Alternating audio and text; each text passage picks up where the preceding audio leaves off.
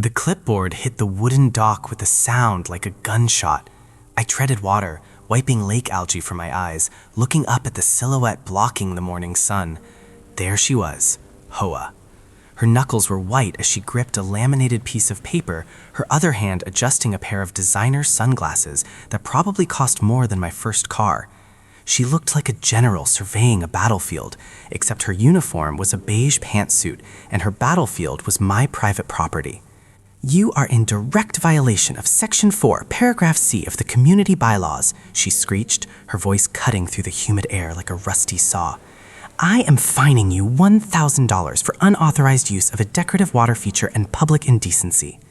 I blinked, spitting out a mouthful of water. "HOA?" I said, trying to keep my voice level. "I am swimming in my own lake."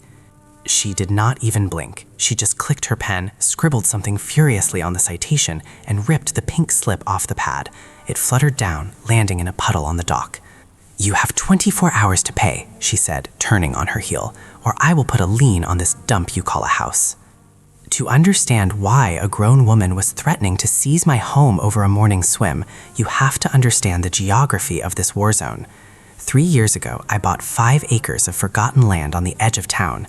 It was a foreclosure, a complete disaster zone covered in brambles, poison ivy, and a dilapidated shack that looked like it would collapse if a squirrel sneezed on it.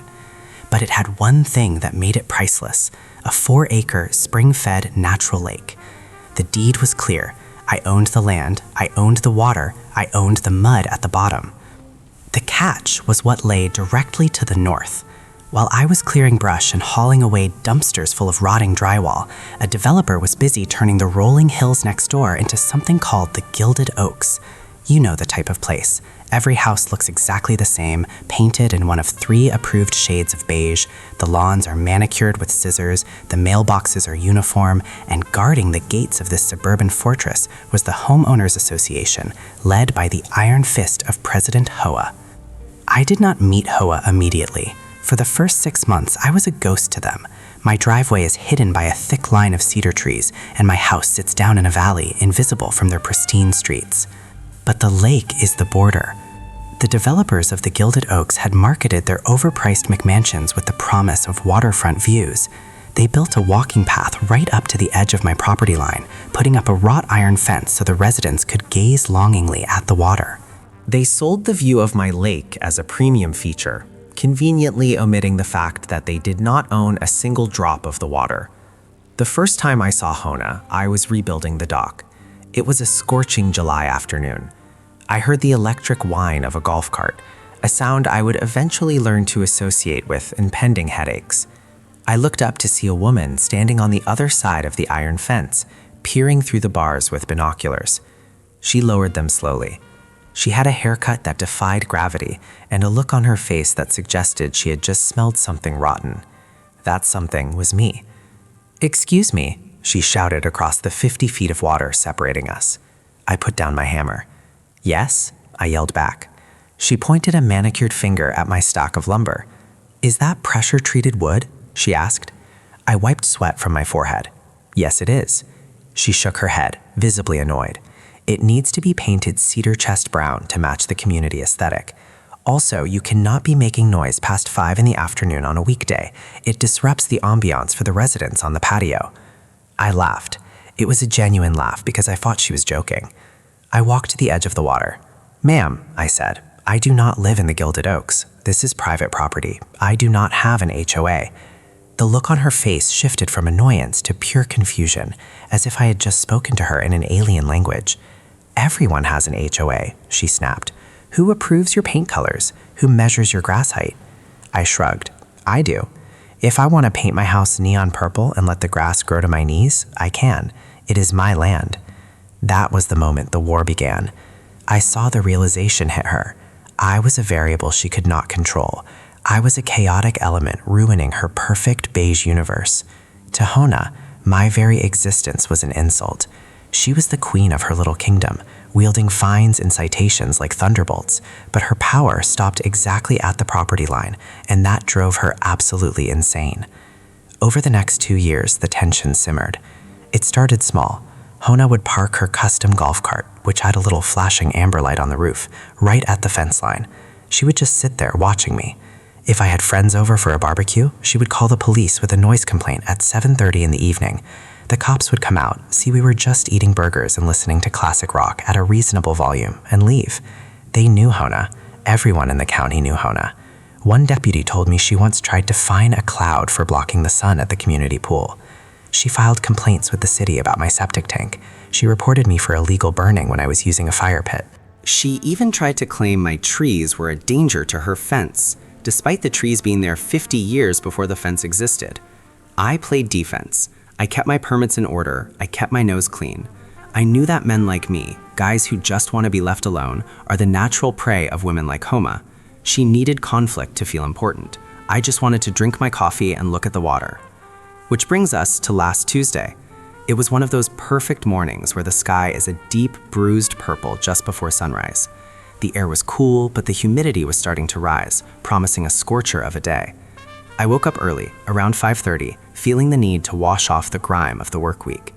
I walked down to the dock with a mug of black coffee, the steam rising up to join the mist hovering over the lake surface. It was silent.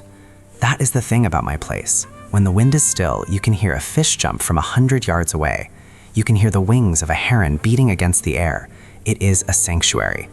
I sat on the end of the dock, dangling my legs over the edge, watching the sun crest over the rooftops of the Gilded Oaks. The houses up there were dark. The residents were all asleep in their climate-controlled boxes, unaware of the beauty right in their backyard. I finished my coffee, set the mug down on a piling, and stripped off my shirt. The water looked like black glass. I dove in. The shock of the cold spring water was electric. It woke up every nerve ending in my body. I surfaced, gasping, feeling alive. I started swimming laps, a slow, rhythmic breaststroke cutting through the mist. It was moments like this that made all the work, all the renovations, and even the annoying neighbors worth it. I was the king of my own little world. I was about halfway across the lake when I heard it, the whine, the electric hum of the patrol vehicle. I stopped swimming and treaded water, looking toward the fence line. Sure enough, the beige golf cart was tearing down the walking path. It was moving dangerously fast for a vehicle with a top speed of 15 miles per hour. It skidded to a halt right at the access gate near my property line. I expected Homa to just sit there and glare. That was her usual routine. She liked to document my activities in a little notebook she kept in her purse. But today was different. Today she did not stay behind the fence. I watched, stunned, as she produced a keyring with about 50 keys on it. She unlocked the maintenance gate that separated the HOA property from the easement leading to my land. Technically, there is a 10-foot utility easement that runs along the edge of the water. It is meant for the power company or the city to access drainage pipes. It is not meant for the president of the Homeowners Association to launch a ground assault.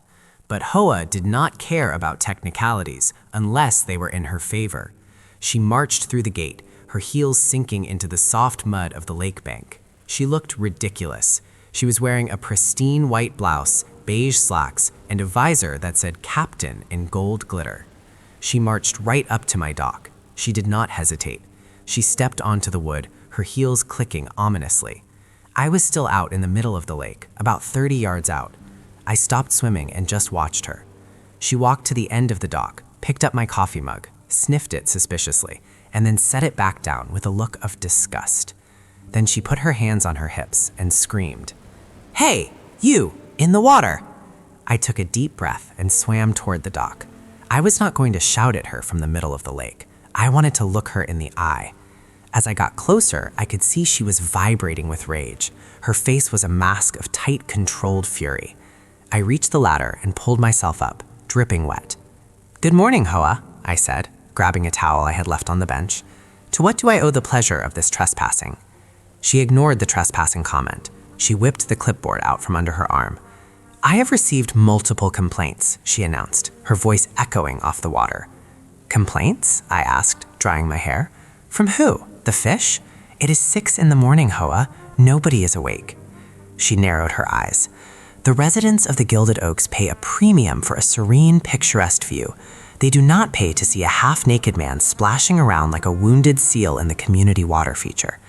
I stopped drying my hair. I lowered the towel slowly. I felt a vein in my neck start to throb. "We have been over this, Hoa. This is not a community water feature. This is my lake. I have the deed, I have the survey. You have seen them both." She waved her hand dismissively, as if swatting away a gnat. "That is irrelevant. The lake is visually part of the community. Therefore, it falls under the jurisdiction of the visual decency bylaws. Furthermore, swimming is prohibited in the decorative ponds due to insurance liability. I stepped closer to her. She did not back down. She stood her ground, smelling of expensive perfume and entitlement. "HOA," I said, my voice dropping an octave. "You are not listening. I am not in your HOA. Your bylaws apply to the people who are foolish enough to buy houses from you. They do not apply to me. Now please get off my dock before I call the sheriff for trespassing." That was when she smiled. It was not a nice smile. It was the smile of a shark that just smelled blood in the water. She reached into her purse and pulled out a folded piece of paper. It looked official. It had a stamp on it. "Actually," she said, her voice dripping with sweet poison, "that is where you are wrong. We had an emergency board meeting last night. We passed a new resolution. Since your property borders the community and benefits from our drainage infrastructure, and since you utilize the common access road to reach the highway, we have retroactively annexed your parcel into the association for the purpose of environmental maintenance and aesthetic standards." I stared at her. I felt like I had been punched in the gut. "You did what?" "We voted," she said simply. "It was unanimous. Welcome to the Gilded Oaks. Now, as I was saying, swimming is a violation. That will be $1,000. She thrust the clipboard toward me. I looked at the citation. It was filled out in perfect looped cursive. $1,000. Visual pollution, unauthorized use of amenities. I looked at HOA. She looked back, triumphant. She thought she had won. She thought she could just vote my property into her control because she was used to getting whatever she wanted. She thought she was the apex predator of this neighborhood. But HOA had made a critical mistake. She assumed I was like the other residents. She assumed I would be afraid of the fines, afraid of the confrontation, afraid of her. She did not know that I read contracts for a living. She did not know that I knew the county zoning laws better than the county clerk did. And she definitely did not know that the drainage infrastructure she just mentioned, the one she claimed gave her the right to annex my land, actually ran the other way. I did not take the clipboard. I looked her dead in the eye. "HOA," I said, "get off my property." She dropped the citation on the wet wood. "You have been served," she said. "The interest compounds daily." She turned and marched back down the dock, her heels clicking a victory rhythm. She climbed back into her golf cart, reversed, and drove away, leaving me standing there with a wet towel and a $1,000 piece of paper melting in a puddle. I picked up the citation. I looked at the signature at the bottom, President HOA. I looked at the bylaws she had cited. I looked up at the row of beige houses overlooking my lake. She wanted a war? She wanted to play games with fees and fines and bylaws? Okay, I could play that game. I walked back up to my house, not to get my checkbook, but to get my phone. I needed to call my lawyer. And then I needed to call the County Water Management Bureau. Because if HOA wanted to claim that my lake was part of her community infrastructure, she was about to learn exactly what that infrastructure cost. I sat down at my kitchen table and opened my laptop. I pulled up the original deed to my property, the one dating back to 1955. I scanned through the paragraphs until I found the section on water rights and flowage easements. There it was, a tiny, forgotten clause that the developers had overlooked. A clause that gave the owner of the lower wetlands, which was me, the right to control the outflow of the stormwater coming from the northern hills. The northern hills where the Gilded Oaks now stood. HOA had just fined me $1,000 for swimming. She had just tried to steal my property rights with a fake vote. I looked at the clause again. I did the math in my head. If they were claiming my lake was part of their system, then per the county code regarding water treatment facilities, they were technically renting my retention capacity. I pulled up a spreadsheet. I started typing. I was not going to pay her $1,000 fine. I was going to send her a bill.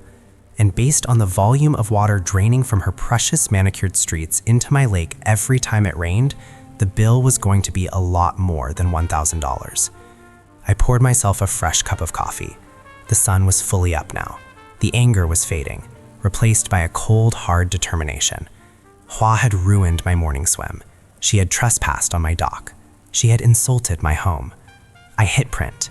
The printer whirred to life. I watched the paper slide out. It was an invoice, addressed to the Gilded Oaks Homeowners Association, Attention President HOA. Item description: retroactive storage fees for stormwater runoff, hazardous chemical filtration from lawn fertilizers, and easement usage for visual enjoyment. Total due, $5,000 per month, retroactive for 36 months. I folded the invoice and put it in an envelope. I did not need a golf cart. I did not need a clipboard. I just needed a stamp. Hua thought she was the shark. She was about to find out she was just swimming in my tank, and feeding time was just beginning. I drove to the post office with a smile on a face that could have powered a lighthouse. There's a specific kind of joy that comes from knowing you are about to ruin the day of someone who desperately deserves it. I did not just drop the envelope in a blue box. I paid the extra $4.50 for certified mail, return receipt requested. I wanted proof. I wanted a paper trail. I wanted the signature of President HOA on a government document acknowledging that she had received my declaration of war. The postal clerk, a nice woman named Brenda who had seen me renovate my house over the last 3 years, looked at the address on the envelope. She looked at me. She saw the recipient was the Gilded Oaks Homeowners Association. She raised an eyebrow. "Are you moving in with the fancy folks?" she asked. I laughed. "Absolutely not, Brenda. I am just sending them a bill for the view." She stamped the envelope with a satisfying thud. It was the first shot fired in what would become the most expensive conflict in the history of our county. The next 48 hours were quiet. It was the heavy, suffocating silence that comes before a tornado touches down. I checked the tracking number on my phone obsessively. Out for delivery, delivered, signed for by Agent HOA. She had it. I was in my garage working on an old carburetor when the storm finally broke. I did not hear a golf cart this time. I heard the aggressive crunch of gravel under heavy tires. My driveway is long, winding, and unpaved. It is not designed for the suspension of a luxury German SUV. I wiped the grease from my hands with a red shop rag and walked out into the sunlight. A black Mercedes G-Wagon had pulled up right to the edge of my garage door, blocking me in. The license plate did not have numbers. It just said HOA Press. The driver's side door flew open and HOA stepped out. If she had looked ridiculous on the dock, she looked terrifying now. She was wearing a power suit that was so sharp it could cut glass, and she was holding my invoice in her hand like it was a dead rat she had found in her soup. She did not say hello. She did not ask how I was doing. She marched up the driveway, her heels struggling for purchase on the loose stones. "What is the meaning of this?" she shrieked. Her voice was so high-pitched it actually made a blue jay fly out of the cedar tree above us. She thrust the paper toward my face. I did not flinch. I took a slow, deliberate sip from my water bottle. "Good afternoon, HOA," I said calmly. "I assume you are referring to the monthly service invoice. Did you find an error in the calculation? I can double-check the math if you like, but I was quite thorough." She looked like she was going to explode. Her face was a shade of red that was not available on any color wheel. "This is extortion," she spat, shaking the paper so hard it rattled. "You cannot send a bill to the Homeowners Association. We bill you. That is how this works. We are the governing body. You are the resident. You do not invoice the government." I leaned against the door frame of my garage, crossing my arms. "Actually, HOA, that is where you are confused. You see, 2 days ago on my dock, you explicitly stated that my property had been annexed into your community infrastructure. You claimed jurisdiction over my land. You claimed my lake was part of your drainage system." I pointed a greasy finger at the invoice she was clutching. "If my lake is part of your drainage system, then you are utilizing my property for stormwater retention. According to County Code 404, Section B, any private entity that utilizes another private entity's land for water management must pay a usage fee. I did some market research. $5,000 a month is actually a discount. I could have charged you for the mosquito abatement too." HOA stared at me. Her mouth opened and closed like a fish out of water. She was processing the information, but her brain was rejecting it. It did not fit into her worldview. In her world, she made the rules and everyone else followed them. The idea that someone would use her own bureaucratic nonsense against her was inconceivable. "This is ridiculous," she stammered, trying to regain her composure. "I am not paying this. The board will not pay this. You are going to withdraw this absurd invoice immediately, and you are going to pay the $1,000 fine for the swim-in violation. If you do not, I will have the association attorney on the phone within the hour." I smiled. It was the smile of a man who held all the aces. Go ahead and call him, HOA. In fact, put him on speaker. I would love to explain to a lawyer how the president of the HOA trespassed on private property, attempted a hostile annexation of land she does not own, and is now refusing to pay for the usage easement she claimed existed. I stepped closer to her, invading her personal bubble just enough to make her uncomfortable.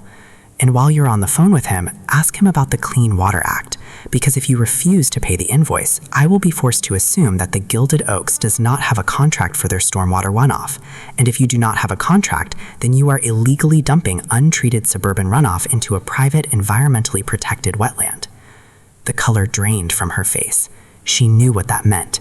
Even HOA, in all her entitled ignorance, knew that the Environmental Protection Agency did not mess around. You would not dare, she whispered. I shrugged. I just want to swim in my lake, Hua. You are the one who made this about paperwork. I am just following the rules, your rules. You said I was part of the infrastructure, so pay the infrastructure fee. The total outstanding balance is $180,000. I accept cashier's checks or wire transfers. Hua looked down at the invoice again. The number seemed to mock her, $180,000. It was enough to bankrupt the association's reserve fund. It was enough to get her voted out of office by the other residents. It was a disaster. She looked up at me, and for the first time I saw genuine fear in her eyes, but it was quickly replaced by a cold, hard hatred. Hua was not the type to surrender. She was the type to burn the village down rather than admit she was wrong. This is not over, she hissed. You think you are clever. You think you can intimidate me with fake invoices and threats. You have no idea who you are dealing with. I built this community. I decide who swims and who sinks. She turned around and marched back to her G-Wagon. She yanked the door open and climbed inside. She rolled down the window as she reversed, her tires spinning in the gravel, throwing dust into the air. You will be hearing from our lawyers, she screamed over the roar of the engine, and I am doubling your fine. I watched her speed away, the black SUV disappearing around the bend of the driveway. I looked down at the gravel. She had left a skid mark. I walked back into the garage and picked up my wrench. I knew she was not going to pay. Not yet. Hua was a bully, and bullies do not pay bills until they are forced to. She was going to call her lawyer. She was going to try to find a loophole. She was going to try to crush me with legal fees and court dates. But she had made a fatal error. She assumed that I was just a guy with a lake. She did not know that before I bought this land, I worked as a forensic auditor for the state. I spent 15 years hunting down fraud, embezzlement, and bureaucratic incompetence.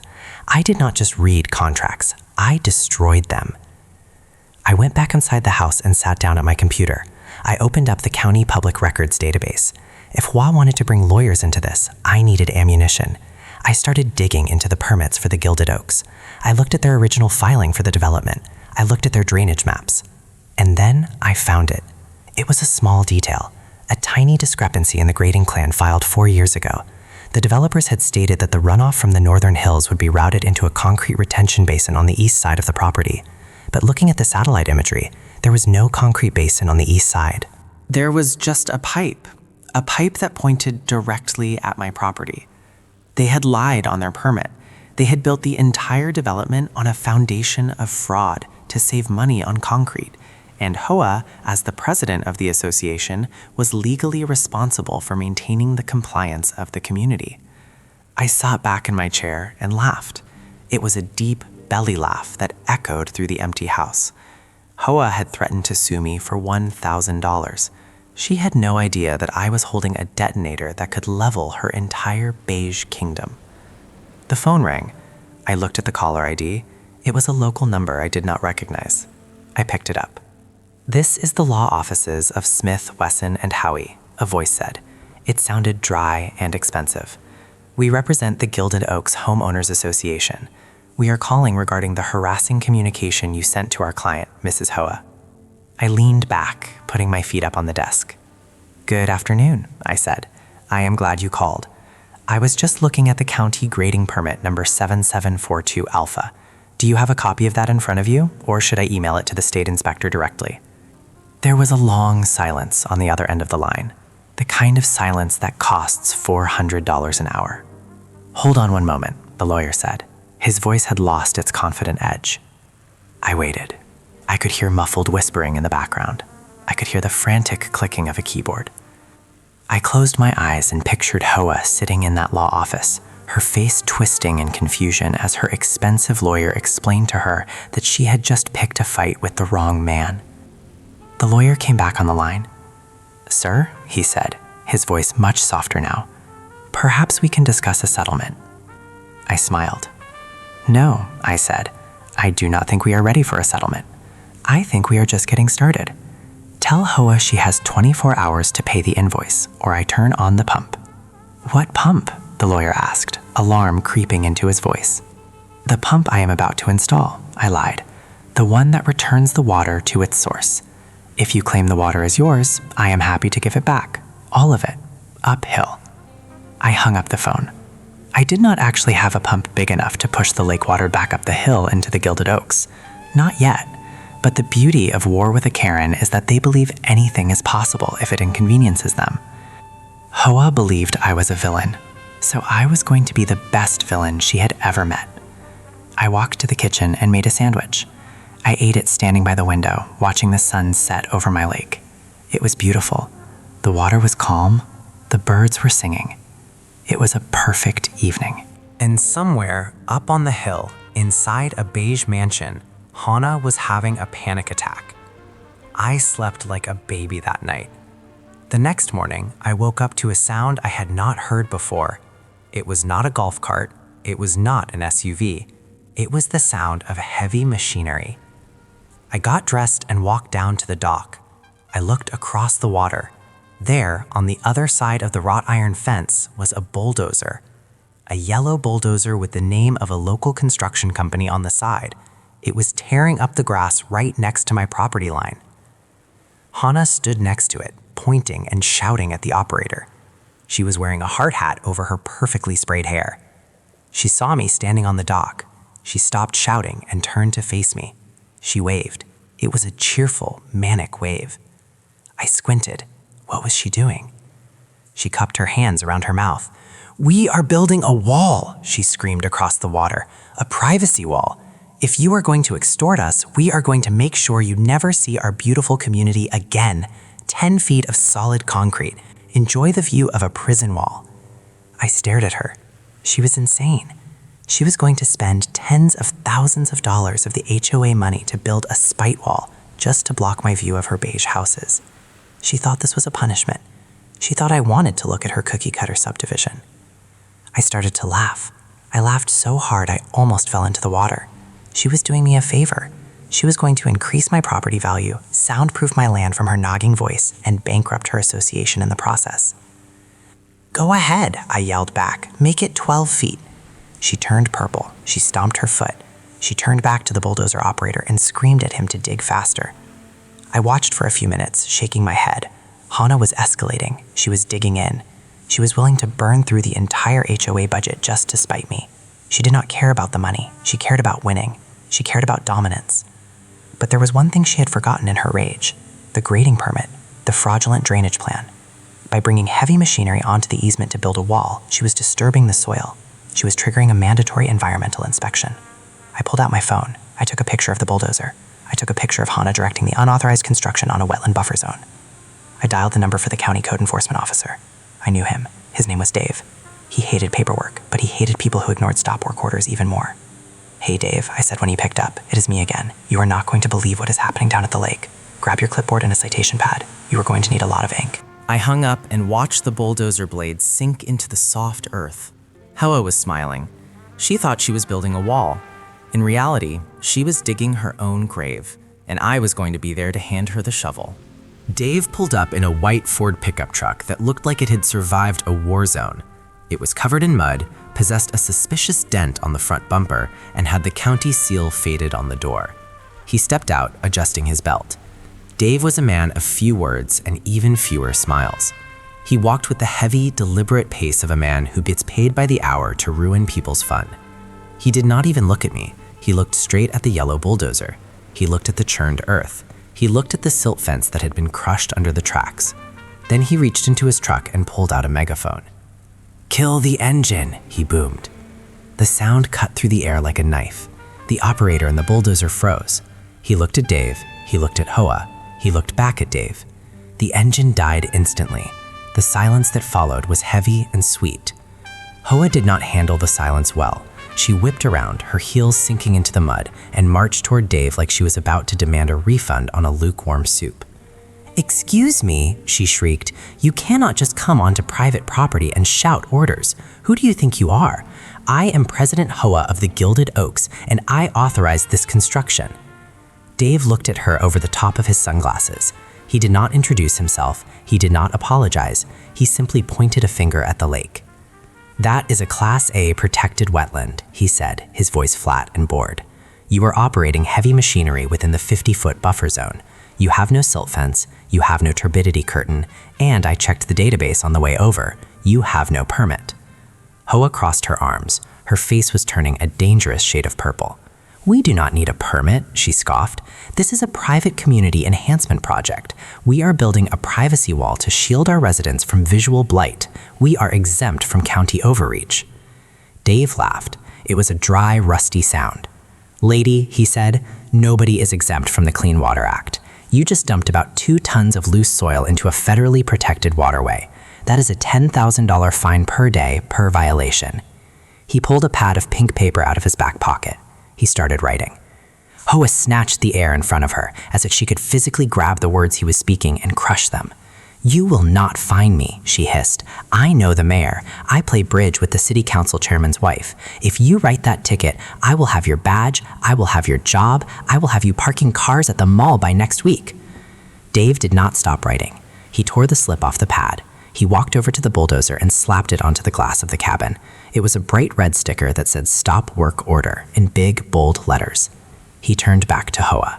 He handed her the pink slip. She refused to take it. He let it drop to the ground at her feet.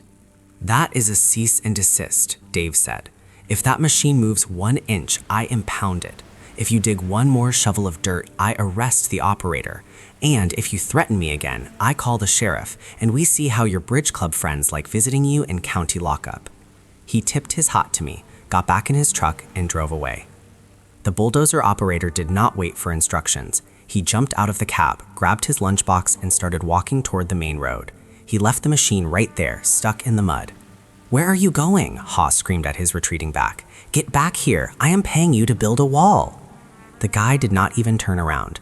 "I am not going to jail for your wall, lady," he yelled back. I stood on my dock and clapped. I could not help it. It was a slow, sarcastic applause. Haas spun around to face me. If looks could kill, I would have been vaporized on the spot. She was vibrating with a rage so pure it was almost impressive. She looked at the red sticker on the bulldozer. She looked at the pink slip in the mud. Then she looked at me. "This is your fault," she screamed, her voice cracked. "You called him, you snitch. You think this is funny? You think you have won?" I shrugged. "I think you owe the county $10,000, Ha, and you still owe me 5. She pointed a shaking finger at me. "You have no idea what you have done. You want to play by the rules? Fine, we will play by the rules, all of them." She stumped back to her G-Wagon, picked up the pink slip from the mud, crumpled it into a ball, and threw it into the lake. Then she drove off. I fished the paper out of the water with a pool net. It was evidence. I laid it out to dry on the dock. I thought that was the end of it for the day. I thought she would go home, lick her wounds, and maybe, just maybe, realize she was out of her depth. I was wrong. I had underestimated the sheer, boundless energy of a woman scorned. 2 hours later, I tried to leave my house to go to the hardware store. I drove my truck up the winding gravel driveway to the easement road that connected my property to the main highway. The easement road runs through the edge of the Gilded Oaks property. It is the only way in or out of my land. It has been there for 60 years. When I got to the end of the road, I hit the brakes. The automatic gate, which usually opens when it senses a car, did not move. I pressed the button on my remote. Nothing. I rolled down the window and punched the code into the keypad. Nothing. The gate was dead. I got out of the truck. I walked up to the control box. There was a padlock on it, a brand new shiny padlock. And taped to the metal bars of the gate was a laminated piece of paper. "Notice of revocation," it read. "Due to non-payment of community association fees and ongoing litigation regarding environmental hazards, access to the private roadways of the Gilded Oaks is hereby suspended for the resident of the lower parcel." She had locked me in. I stared at the sign. I felt a cold anger settling in my stomach. This was illegal. You cannot landlock a property. You cannot deny access to an emergency easement. It was a fire hazard. It was a safety violation. It was kidnapping by infrastructure. I pulled out my phone and dialed the non-emergency police line. I explained the situation. The dispatcher sounded sympathetic but tired. "Sir," she said, "if it is a civil dispute regarding an easement, we cannot cut the lock. You have to take it to court. Unless there is a medical emergency, we cannot intervene in a private property dispute." I hung up.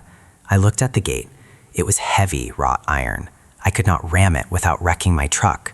I could not climb it easily. HOA had effectively put me under house arrest. I walked back to my truck. I sat there for a moment, gripping the steering wheel until my knuckles turned white. She wanted a siege? She wanted to cut off my supply lines? She thought trapping me in my own home would make me beg for mercy? She forgot one thing. I had everything I needed right here. I had food, I had water, and most importantly, I had the internet. I reversed the truck and drove back to the house. I went straight to my office. I pulled up the invoice I had sent her. I opened a new document. She had escalated the conflict from paperwork to physical barriers. That meant the gloves were off.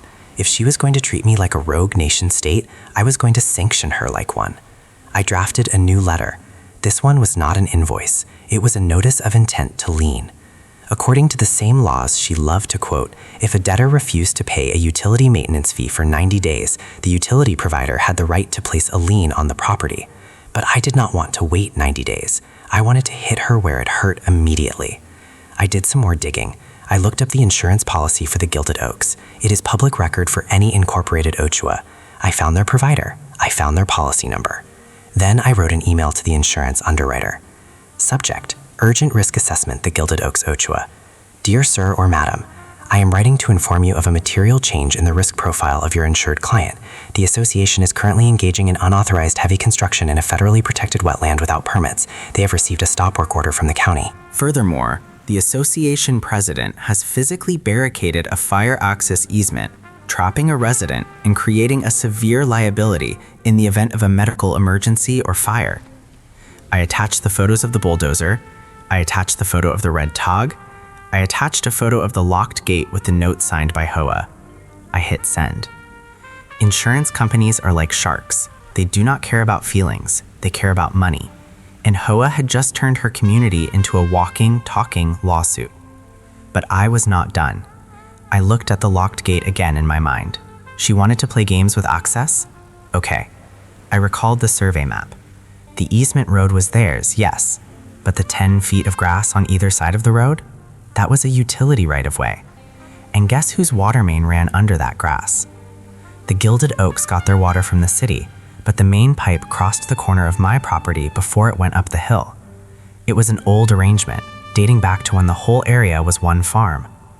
I walked out to the corner of my lot with a metal detector. It took me 10 minutes to find it.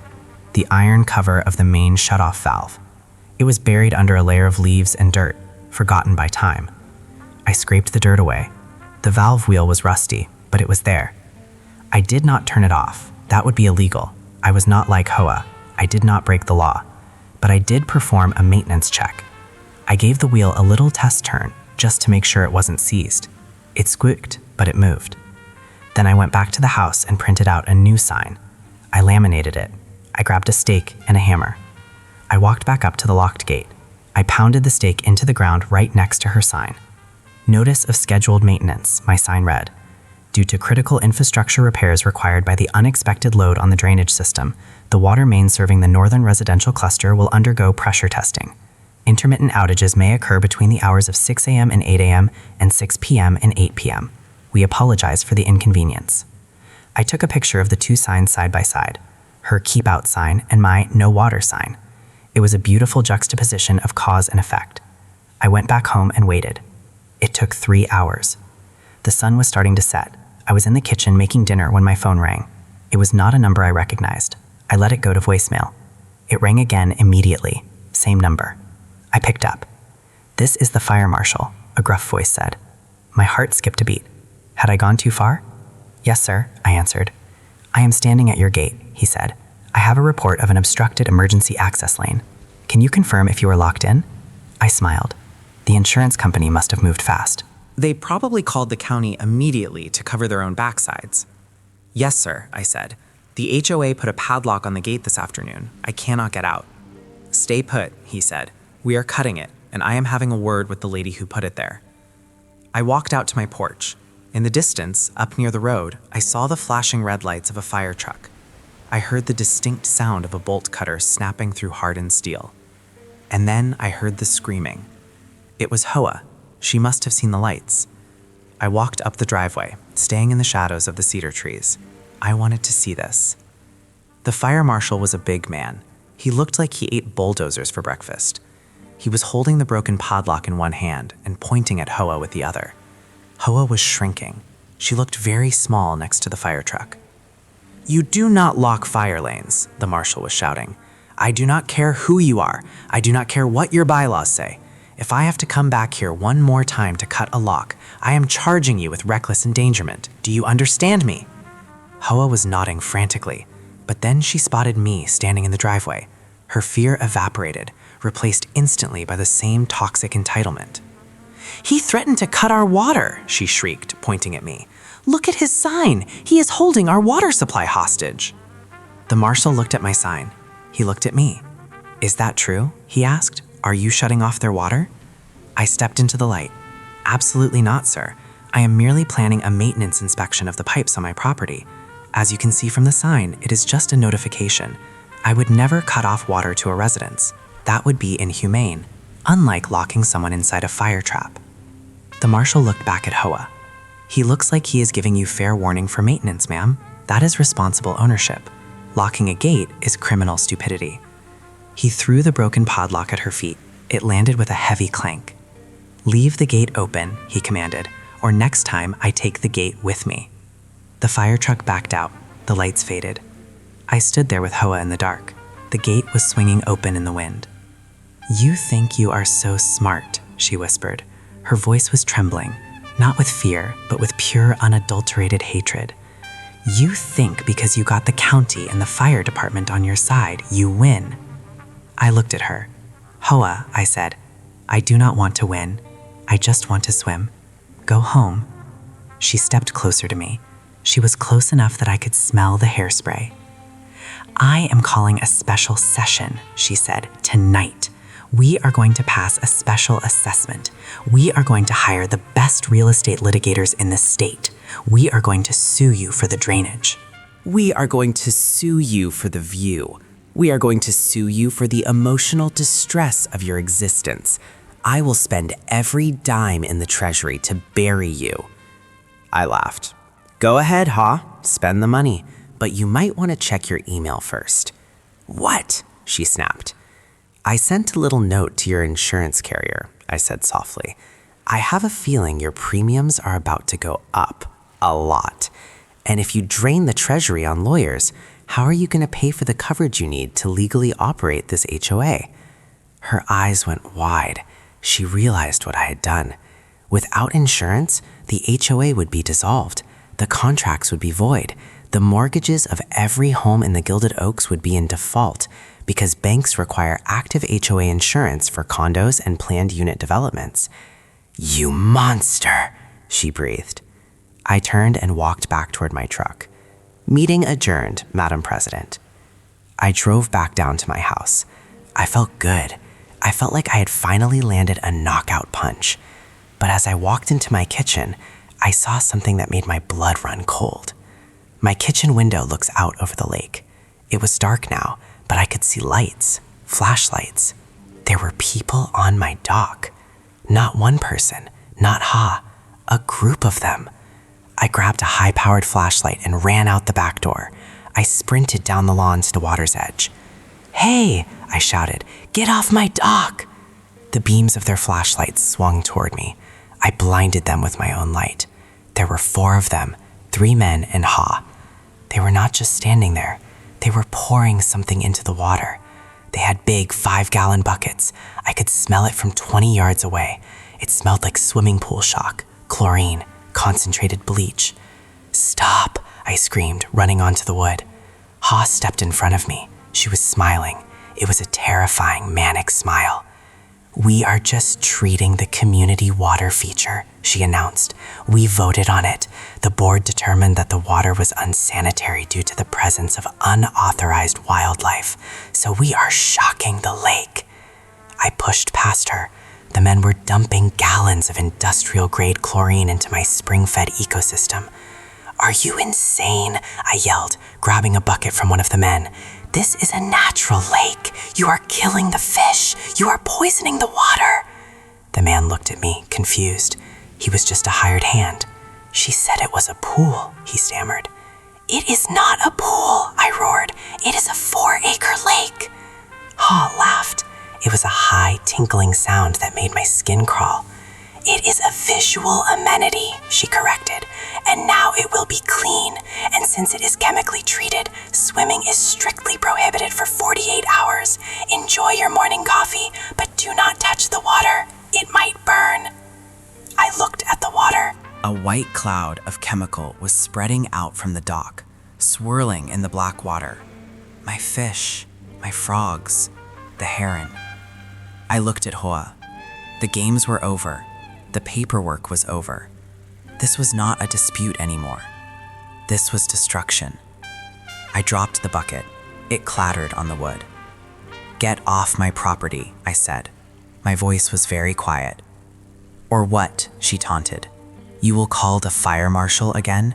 You will send another invoice?" "No," I said. I pulled my phone out of my pocket. I did not dial 911. I dialed a number I had saved a long time ago, a number for a friend who worked at the state EPA office, the one who handled hazardous chemical spills. I held the phone up so she could see the screen. "I am reporting a chemical attack on a protected waterway," I said. "And since you are the one who ordered it, and you are standing right here, that makes this a felony." Hoa's smile flickered. I hit send. "Hello, Mark," I said into the phone, never breaking eye contact with her. "I need the hazmat team, and bring the state troopers. We have an ecological terrorism situation." Hoa turned to run. "Don't let them leave," I shouted to the darkness. But I was alone, or so I thought. From the shadows of the trees, a voice spoke up. It was Dave, the code enforcement officer. He had never left. He had been parked on the access road, writing up his report, and he had seen the flashlights. He stepped onto the dock, his badge gleaming in the flashlight beam. "Nobody is going anywhere," Dave said. Hoa froze. The bucket dropped from her hand. And that was when I knew. I wasn't just going to win. I was going to own the Gilded Oaks. The silence on the dock was heavy, broken only by the sound of chlorine buckets settling against the wood, and the distant rhythmic chirping of crickets that had not yet been poisoned by the fumes. The air smelled like a public pool that had been shocked with enough chemicals to sterilize a battlefield. My eyes were watering, not from sadness, but from the sheer concentration of bleach swirling in the black water below us. Dave stood at the end of the dock, his silhouette framed by the moonlight, looking like a weary sheriff in a Western movie. He did not have a gun drawn, but the way he held his flashlight like a baton made it clear that nobody was walking past him without permission. The 3 hired men looked terrified. They were just guys looking for a paycheck, probably told this was a routine maintenance job. They looked from the buckets to Dave, then to me, and finally to Hoa. Hoa was the only one who did not look scared. She looked indignant. She looked like a woman who had been inconvenienced by the help.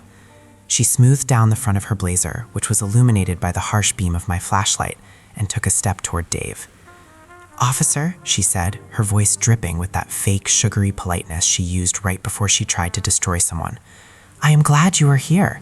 I would like to file a complaint against this man for harassment. He is preventing legitimate community maintenance workers from performing their duties." Dave did not move. He just shined his light directly into her face. She squinted, raising a hand to block the glare.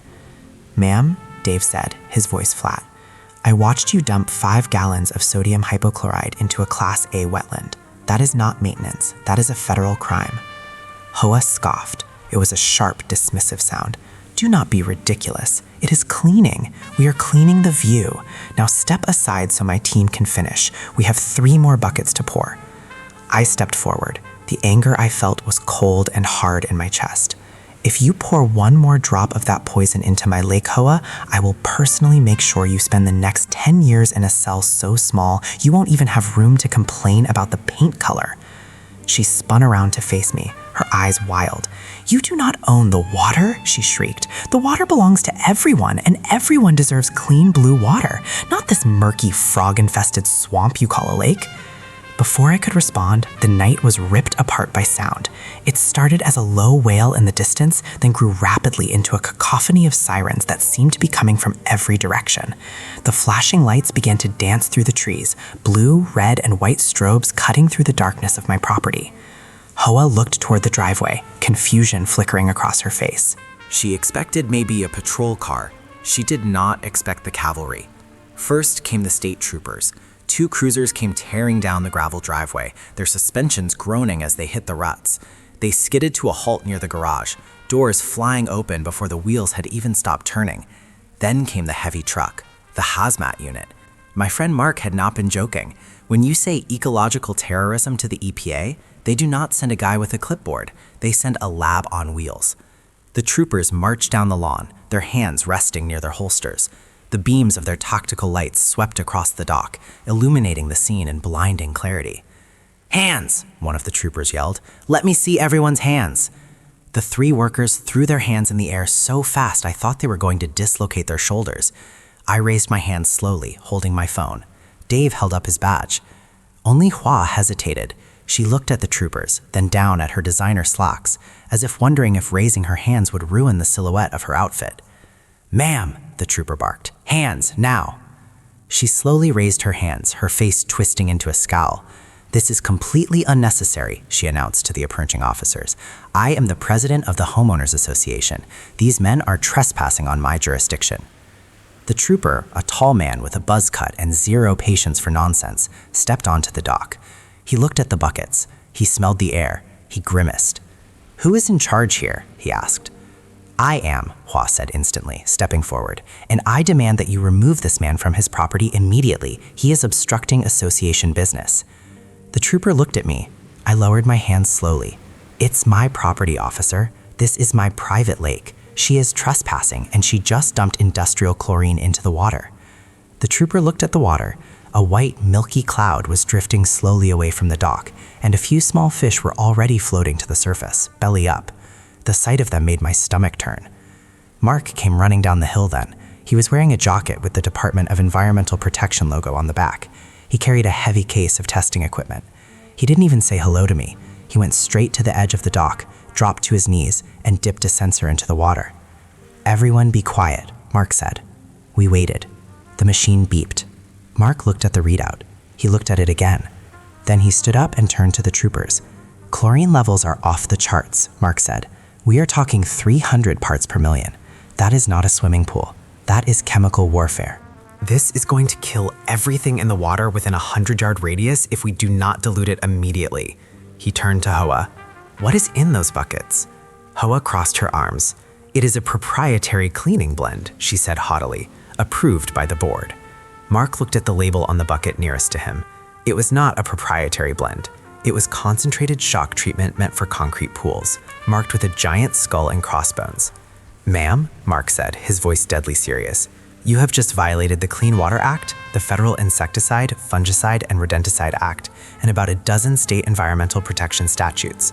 This is a critical waterway that feeds into the county reservoir." Hoa rolled her eyes. "Oh, please, it is just a little bleach. It cleans the germs. You people are so dramatic." The trooper looked at Mark. Mark nodded. "Ma'am," the trooper said, reaching for his handcuffs, "turn around and place your hands behind your back." For a second, the world seemed to stop. Hoa stared at the handcuffs as if they were alien artifacts. She could not comprehend what was happening. In her mind, she was the authority. Police for people she called to arrest others. They were her personal enforcement squad.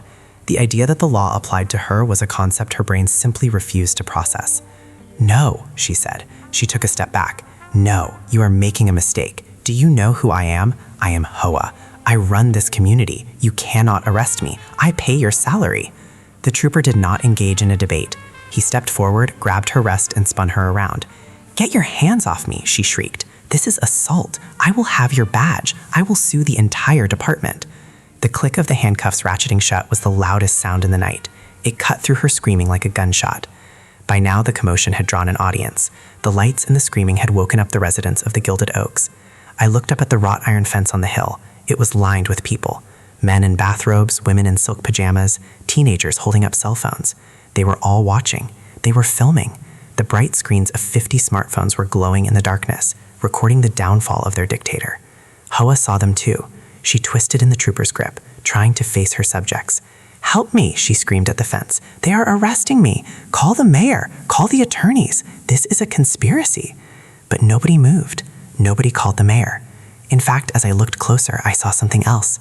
I saw smiles. I saw neighbors nudging each other. For years, Hoa had terrorized these people. She had fined them for the wrong shade of mulch. She had measured their grass with a ruler. She had towed their cars and leaned their homes. And now they were watching her get dragged off a dock in handcuffs, smelling like bleach and desperation. The trooper began to march her up the dock toward the cruisers. She was not going quietly. She was kicking, dead-weighting herself, and screaming a stream of vitriol that would have made a sailor blush. "You are all fired," she yelled at the police. "I am fining all of you. Unauthorized use of handcuffs, public indecency." She passed by the 3 hired workers who were currently giving statements to another officer. She lunged at them, almost pulling the trooper off balance. "Tell them," she commanded.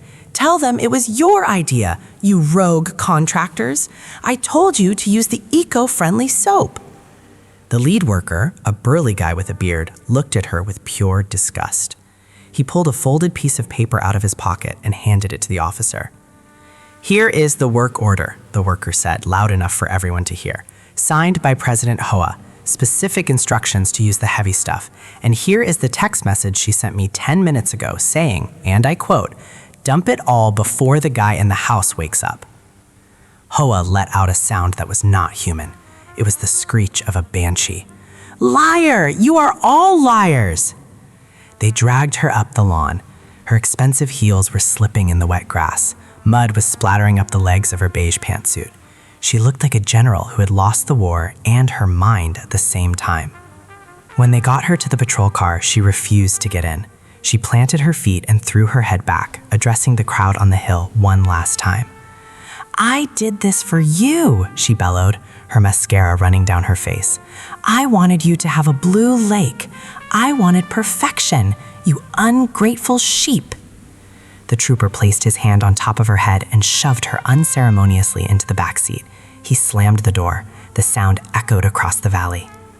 Even through the glass, we could see her screaming. She was thrashing against the cage, her face pressed against the window, her mouth moving in a silent rhythm of rage. I stood on the dock, watching the flashing lights reflect off the water. The silence returned, but it was different now. It was the silence of a storm that had finally passed. Mark walked over to me. He looked tired. "We are going to have to bring in a pump truck to suck out the contaminated surface water," he said. "It is going to be expensive." I looked at the patrol car where Hoa was currently kicking the window. "Send the bill to the Gilded Oaks," I said. "I think they have an opening on the board for a new treasurer to cut the check."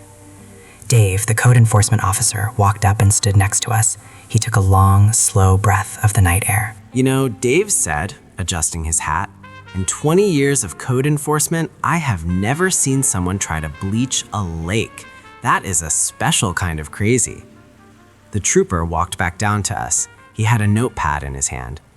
"Sir," he said to me, "we have her in custody. She's being charged with felony environmental damage, trespassing, destruction of private property, resisting arrest, and creating a public hazard." I nodded. "Thank you, officer." He looked up at the fence, where the neighbors were still watching. The crowd hadn't dispersed. They were waving. Some of them were actually clapping. "Looks like you have quite the fan club up there," the trooper noted. "They are not clapping for me," I said. "They are clapping for freedom." The trooper cracked a smile. "Well, you are going to need to come down to the station tomorrow to give a formal statement. Bring any video evidence you have." "I have plenty," I promised. As the patrol cars began to pull away, carrying Hoa off to the county jail, I saw one last thing that made the night perfect. The black G-Wagon, Hoa's pride and joy, was still parked blocking my garage. A tow truck had just arrived. The driver was hooking it up. I walked up the hill to watch. The tow truck driver was efficient. He lifted the luxury SUV into the air. The license plate that read HOA Pres tilted toward the sky. One of the neighbors from the fence line shouted down, "Hey!" I looked up. It was a guy in a bathrobe holding a coffee mug. "Is she gone?" he yelled. "For a long time," I shouted back. The guy pumped his fist in the air. He turned to the person next to him and high-fived them. A cheer went up from the line of people. It was surreal. It was like the end of a tyranny. I walked over to the tow truck driver. "Careful with that," I said. "It is evidence." The driver laughed. "Don't worry, pal. It is going to the impound lot. She can bail it out after she bails herself out, if she has any money left." I watched the taillights of the tow truck disappear down the driveway, following the police cruisers. The red lights faded into the darkness, leaving me alone on my property. I walked back down to the water. Mark and his team were already setting up booms to contain the chemical spill. The smell of chlorine was still strong, but the wind was picking up, blowing it back toward the beige houses on the hill, a little olfactory souvenir for the association. I sat down on the bench at the end of the dock. My adrenaline was fading, leaving me exhausted. I looked at the water. It was scarred, yes. There were dead fish. It was a mess, but it was still my water, and the predator that had been stalking its banks was finally in a cage. My phone buzzed. It was a text from an unknown number. I opened it. It was a picture. A grainy, zoomed-in photo taken from one of the houses on the hill.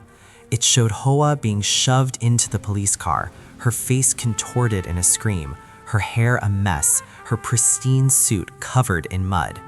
Below the picture was a text, "Thank you, from all of us in Unit B." I smiled. I typed back, "You are welcome. By the way, the HOA fees are going up next month.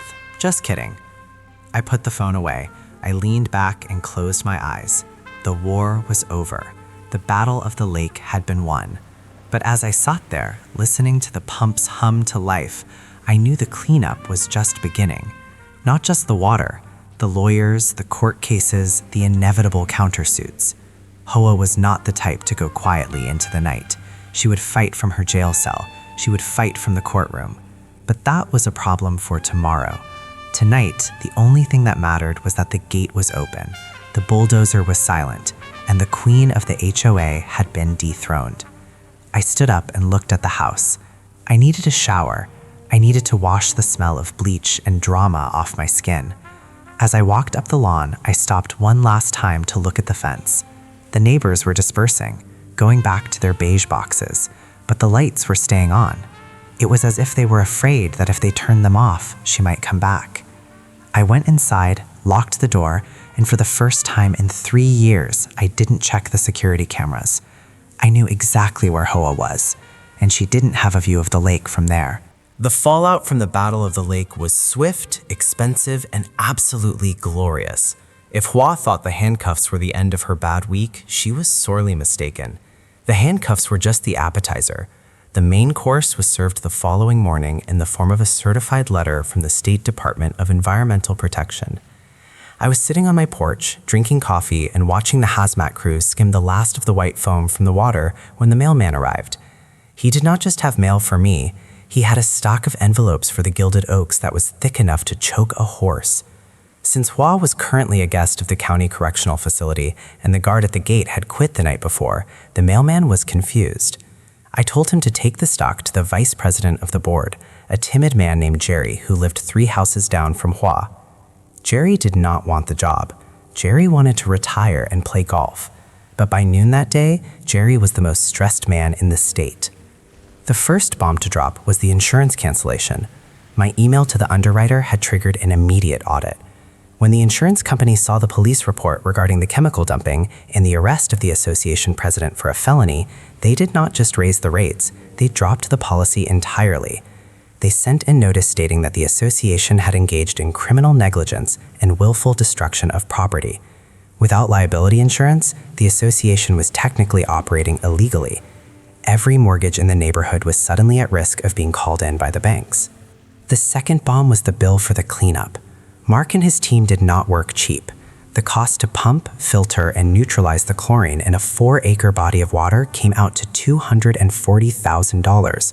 And since the act was committed by the president of the HOA, acting in her official capacity with a work order she had signed, the bill was sent directly to the association. That night, there was another emergency meeting at the community center. I was not invited, obviously, but I did not need to be there. I had a play-by-play commentary coming in via text message from the guy in the bathrobe who had cheered from the fence. Apparently, it was a bloodbath. With Hua sitting in a holding cell awaiting her arraignment, the residents of the Gilded Oaks finally found their spines. They did not just vote to remove her from the board, they voted to excommunicate her. They stripped her of her title, her parking privileges, and her power. Then they voted to sue her personally for the damages. But the real satisfaction came 3 days later at the county courthouse. I was there to give my victim impact statement. The courtroom was packed. Half the neighborhood had shown up, presumably to make sure she didn't escape. When the bailiff brought Hoa in, a hush fell over the room. Gone was the beige power suit. Gone was the gravity-defying haircut. Gone were the designer sunglasses. She was wearing an orange jumpsuit that was 2 sizes too big. Her hair was flat and greasy. She looked small. She looked tired. But the moment she saw me sitting in the front row, that spark of entitled hatred flared up in her eyes one last time.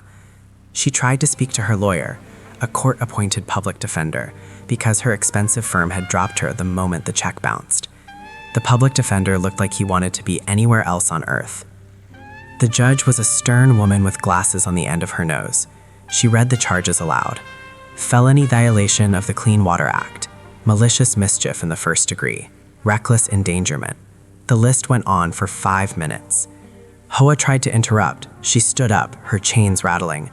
"Your Honor," she said, her voice trembling with indignation, "this is a misunderstanding. I was beautifying the community.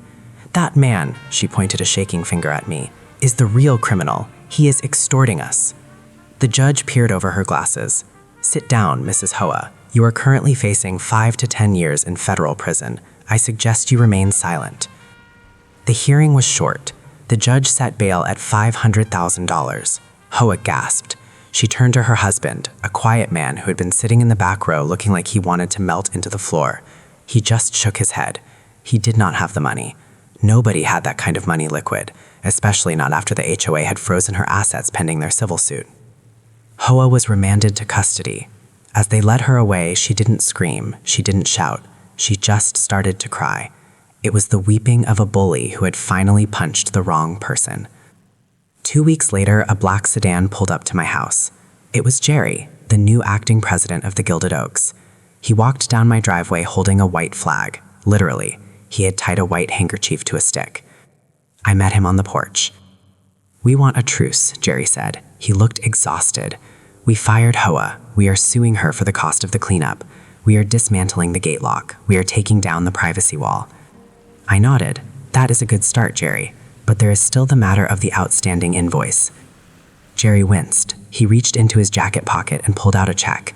It was for $180,000. "We cannot pay the full amount for the retroactive period," Jerry pleaded.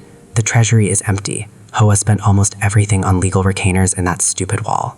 But we can pay the $5,000 a month going forward, and we scraped this together from the reserve fund to settle the back pay. Please, if you file that lien, we go bankrupt. I took the check. It was heavy. It represented 3 years of harassment, noise complaints, and trespassing. I looked at Jerry. I do not want to bankrupt the neighbors, Jerry. Most of you are decent people who just got bullied by a tyrant. I pocketed the check. "I will drop the lien," I said, "and I will waive the monthly fee on one condition." "Name it," Jerry said. "I want a letter," I said, "signed by the entire board, a permanent easement granting me undisputed use of the access road, and a clause stating that the Gilded Oaks acknowledges my property rights and waives all future noise, visual, and aesthetic complaints against my land forever, recorded with the county deed office." Jerry did not hesitate. "Done," he said. "I will have the lawyer drafted this afternoon." We shook hands. Jerry walked back to his car, looking 10 years younger. The aftermath for Hoa was total. She eventually took a plea deal to avoid federal prison. She pled guilty to a lesser charge of environmental negligence and agreed to pay restitution, but the financial hit destroyed her. Between the legal fees, the restitution to the state, and the civil judgment from the HOA, she was wiped out. They had to sell the house on the hill. I watched the moving trucks from my dock. It was a foreclosure sale. The bank took it. The G-Wagon was sold at a police auction to pay off her fines. I heard a local drug dealer bought it, which seemed like poetic justice. Rumor has it Hoa moved 2 towns over. She lives in a small apartment complex now. I ran into her ex-husband at the grocery store a few months ago. He looked happy. He told me she tried to run for the tenant board at her new complex. They laughed her out of the room. Apparently, her mugshot is quite famous in the property management circles of our county. As for me, I used the settlement money to finish my renovations. I built a new boathouse, I bought a better truck, and I installed a very nice, very expensive filtration system for the lake, just in case. But the best purchase I made was a simple wooden sign. I hung it on the end of my dock, facing the wrought iron fence where the residents of the Gilded Oaks still walk in the evenings. It does not say keep out. It does not say private property. It says HOA free zone. Sometimes when I am swimming in the morning, cutting through the glass smooth water with the mist rising around me, I look up at the hill. The houses are still beige, the lawns are still manicured, but the silence is different now. It is peaceful. The water is clear again. The frogs came back. The heron returned to his perch on the piling. The ecosystem healed, as nature always does. Hoa wanted to control the world. She wanted to bend nature and people to her will. She forgot the most basic rule of living in the country. You can shout at the wind, you can sue the rain, and you can try to find the forest, but eventually, nature wins. And sometimes, nature has a lawyer. Looking back at the sheer insanity of the last 3 years, it is difficult to wrap my head around the fact that this entire war started over a morning swim. Most people have neighbor disputes about property lines or barking dogs. I had a dispute that required a hazmat team, the state police, and a federal indictment to settle. It really speaks to the unique psychology of a woman like Hoa. She was not just a neighbor, she was a force of nature, albeit a destructive one, like a hurricane made entirely of hairspray and bylaws. When I sit on my dock now, dangling my feet in the water that is finally free of chlorine and brimming with tadpoles again, I sometimes wonder what was going through her mind in those final moments. Did Hoa truly believe that she could bleach a 4-acre ecosystem into submission? Did she honestly think that if she made the water blue enough, the federal government would overlook the fact that she had committed an act of ecological terror? The answer, terrifyingly, is yes. That is the danger of the Hoa mindset. She lived in a bubble where her desire for a certain aesthetic trumped the laws of physics and the statutes of the United States government. She thought the manager of the universe would come out and side with her if she just complained loud enough. The peace that has descended upon the valley is almost physical. It is heavy and sweet, like the humidity in August. For years, I lived with a subconscious tension, always waiting for the whine of that electric golf cart or the shrill sound of her voice echoing across the water. Now, the only sounds are the bullfrogs and the occasional lawnmower from the hill. The Gilded Oaks has changed too. I see the neighbors walking on the path now. They wave, they smile. They look like prisoners who have just been released into the yard for the first time in a decade. I spoke to Jerry the other day when he came down to inspect the drainage pipe. He told me that attendance at the HOA meetings has dropped by 90%. It turns out, when you do not have a dictator threatening to put a lien on your house for leaving a garden hose out, people do not feel the need to show up and fight for their lives. They just want to live. I still have the copy of the check Jerry gave me, $180,000. It is framed in my office, right next to the red stop work order that Dave slapped on the bulldozer. I did eventually cash the real check, of course. I used a good chunk of it to upgrade the security system, mostly out of habit. But I also used it to do exactly what I told Hoa I would do. I let the grass grow a little taller. I painted the new boathouse a shade of brown that is distinctly not on the approved community palette. It is a rich, dark walnut color. It looks beautiful against the trees. Every time I look at it, I smile, knowing that if Hoa could see it from her efficiency apartment 2 towns over, it would drive her absolutely up the wall. And that is the ultimate tragedy of Hoa. She had everything. She lived in a beautiful house on a hill overlooking a private lake. She had a husband who by all accounts was a patient man until he finally snapped. She had money, she had status, but it was not enough. She needed control. She needed to own the view, not just look at it. She needed to dominate the man swimming in the water because his freedom was an insult to her rules. She spent her fortune and her freedom trying to enforce a standard of perfection that does not exist in the real world. I heard from a friend at the county clerk office that HOA is currently trying to organize a petition at her new apartment complex to ban cooking smells in the hallways. Some people never learn.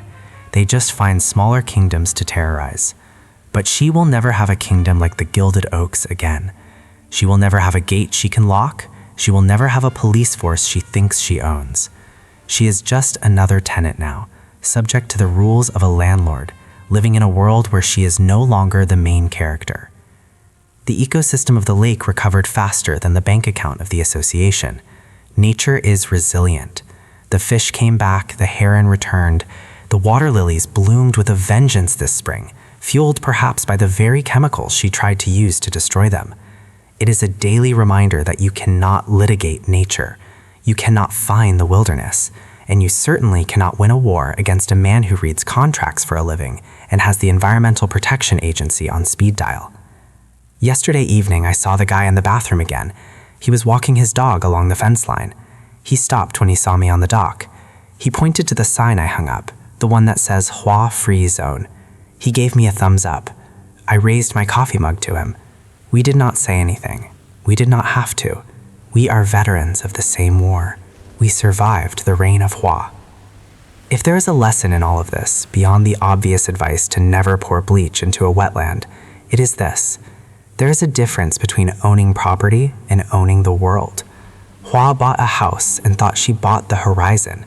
She thought her deed gave her the right to dictate reality. She learned the hard way that reality hits back, usually with a subpoena. I finished my coffee and stood up. The sun was setting, casting long golden shadows across the water. The surface of the lake was like a mirror, reflecting the trees, the sky, and the big, beautiful, unimproved boathouse. It was perfect. And the best part of the view wasn't the water, or the trees, or the sunset. The best part of the view was the empty space on the hill where the black G-Wagon used to be. I turned off the lights on the dock. I walked up the path to my house, listening to the gravel crunch under my boots. I am going to sleep well tonight. The gate is open, the water is clean, and somewhere, far away, HOA is probably writing a strongly worded letter to a manager who will never read it. And that, my friends, is exactly how the story should end.